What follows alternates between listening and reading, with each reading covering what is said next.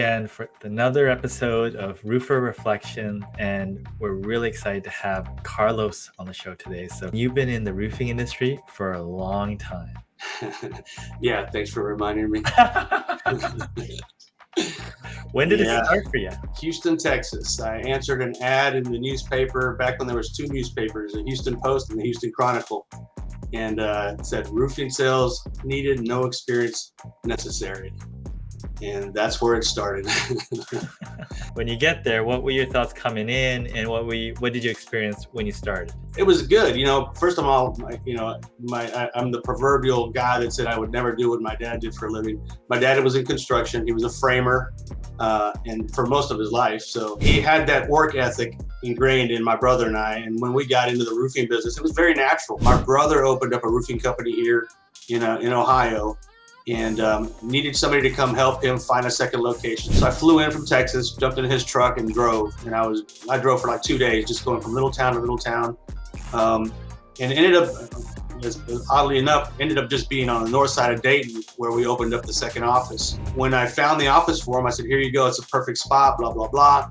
And he taught me into trying to run it for him. So we struck a deal, 50-50 deal.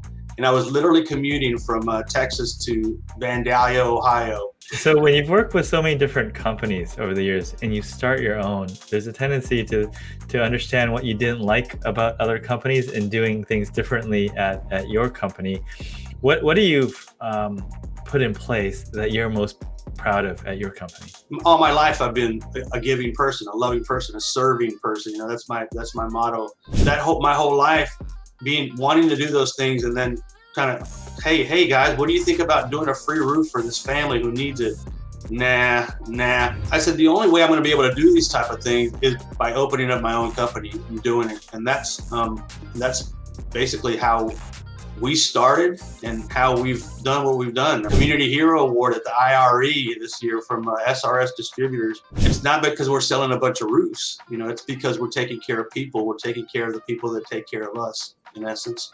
When you talk to someone, because you're always trying to build your team, and you run across someone that hasn't any experience in the roofing industry, is considering coming into the roofing industry, what do you tell that individual? As a matter of fact, I just hired a guy. He's my VP of Business Development, and he's got very limited roofing experience, but he gets it, man. He gets that what we do. I'm not a storm chaser. I'm not out to get as many roofs as I can. I'm about building relationships, and he gets it. In the big scope of things, it's a brick and mortar store. I've got an office. We're here. We're not flying around from state to state, bouncing around from city to city. And the only way we're going to be able to sustain through the lean years is by making relationships with the insurance companies, with the real estate companies, with the home inspectors. We realize that I can get residual referrals, not leads, referrals from one real estate agent or one insurance agent. And because we're not this high testosterone storm chasing guy that's trying to force you into signing a contract, again, it's about building a relationship. It's about going to lunch. It's about going to the after hour events. And when you're a people person, it's really, really easy.